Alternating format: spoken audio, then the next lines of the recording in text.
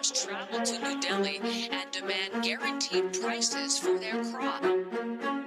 This is very significant, and what it is in many ways a continuation of the farmers' protests in 2020. These are farmers. They are not criminals.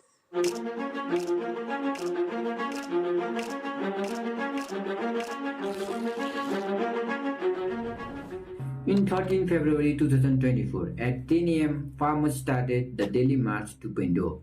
3 years after Indian farmers ended their massive protest, they are back on the streets again. As over 200 farmer unions joined Delhi Cholo protest, thousands of farmers are marching towards Delhi. Most of the farmers are from Punjab, Haryana, and Uttar Pradesh. In 2020 protest, farmers were able to reach Delhi. Frustrated and angry, thousands of farmers occupy India's most prominent landmark, the iconic Red Fort, blocking highways and roads. They say new agricultural laws being introduced by the government will devastate their livelihoods and favor large companies. But this time, the administration has taken strict primitive measures. Barbed wires, cement barricades, nail-on roads, and all roads to Delhi have been blocked. Police clashed with protesters using tear gas shells deployed via drones. Tear gas canisters and water cannons were also employed against Delhi Cholo demonstrators. Till now, 5 deaths are reported during the protest. Section 144 has been imposed in Delhi till March 12. The order prohibits public gatherings and various activities. Vehicle carrying people or weapons are not allowed to enter Delhi. Under Section 5 of the Indian Telegraph Act 1885 and Rule 2 of Temporary Suspension of Telecom Services, Public Emergency or Public Safety Rules 2017, mobile internet services, bulk SMS, excluding banking and mobile recharge, and all dongle services provided on mobile networks except voice calls is suspended in some districts of Punjab and Haryana.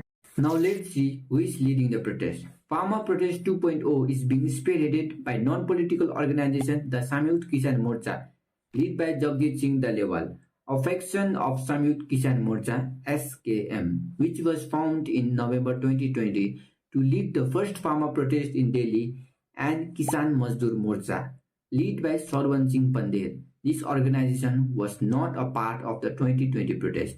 Bharatiya Kisan Union, led by Rakesh Tikait, which spearheaded the 2020 protest, and the main SKM, has distanced itself from the Delhi Cholo March, but condemned the government. Now let us discuss why farmers are protesting again. You see, in the 2020 protest, farmers focused on opposing 3 agricultural laws. You can see here. Pause if you want to read it. Now the current agitation under the banner of Delhi Cholo calls for several demands. Let us discuss the demand one by one. First demand. First and the main demand is legal guarantee for MSP and the implementations of Swaminathan's Commission's formula. What is MSP? MSP, Minimum Support Price, is the lowest price set by the government for purchasing from farmers. The Cabinet Committee on Economic Affairs (CCEA) declares these rates twice a year to guarantee fair prices for farmers. These act as a safety net, protecting farmers from drastic price drops and ensuring they receive a fair return on their investment. The minimum support price (MSP) was introduced in mid-1960s to encourage the cultivation of labor-intensive staples such as wheat and paddy, as India wasn't self-sufficient in these commodities back then.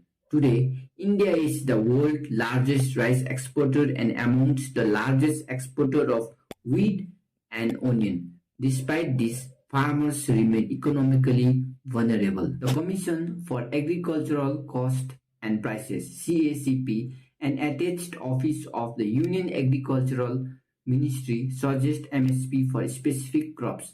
The factors considered by CACP for fixing MSP are these. You can see here.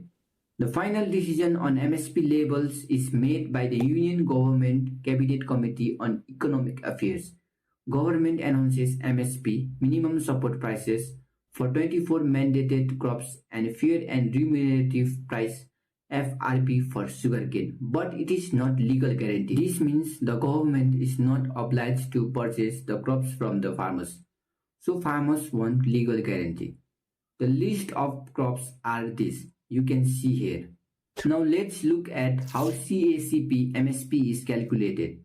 The CACP calculates three types of production cost for every crop. Number 1, A2. It encompasses all the direct expenses paid by the farmers to sustain and manage the agricultural production process from the initial stages of planting to the final stages of harvesting. These costs are vital in calculating MSPs as they reflect the financial investment made by farmers in crop cultivation. Number 2, FL.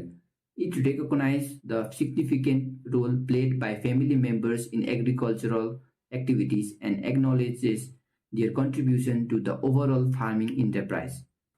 A2 plus FL. This broader cost calculation helps in determining minimum support prices (MSPs) that adequately compensate farmers for their efforts and investment, including both direct expenses and the value of family labor. CACP considered A2 plus FL as the cost of production and set MSP at 1.5 times of it. This is how MSP is decided and farmers are getting. But farmers are demanding for implementation of Swaminathan's Commission's formula. Now let's see how Swaminathan's Commission's formula calculate MSP. Late agricultural scientist M.S. Swaminathan is also known as the father of Green Revolution because his work significantly increased agricultural production in the country. The National Commissions on Farmers (NCF), also known as the Swaminathan's Commission, published 5 reports during its tenure. On its report in 2006, introduced a different formula for calculating MSP, which expanded upon the concept of A2 and FL cost. C2, a comprehensive cost, which is A2 plus FL cost plus imputed rental value of owned land plus interest on fixed capital and rent paid for leased-in land.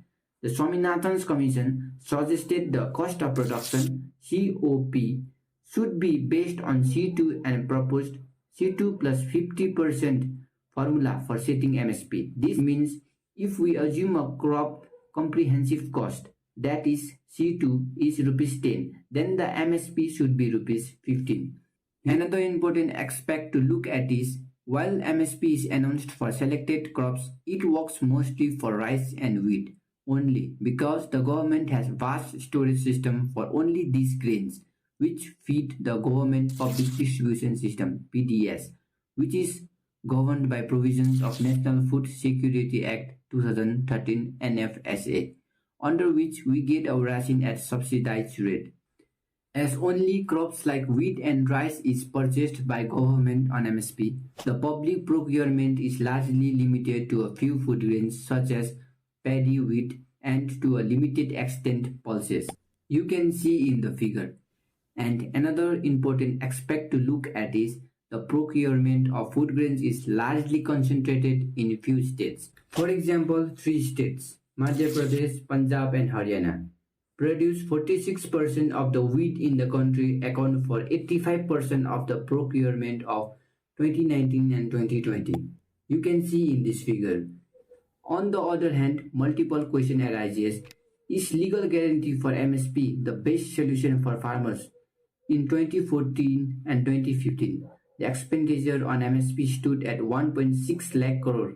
By 2013 and 2023, this figure is 2.28 lakh crore. If the MSP demand for protester are met, the total expenditure would be rupees 10 lakh crore for government according to media reports, which is estimated to be 1/4 of the country's annual budget, but only 10% of the farmers in India have sold their produce at MSP so far.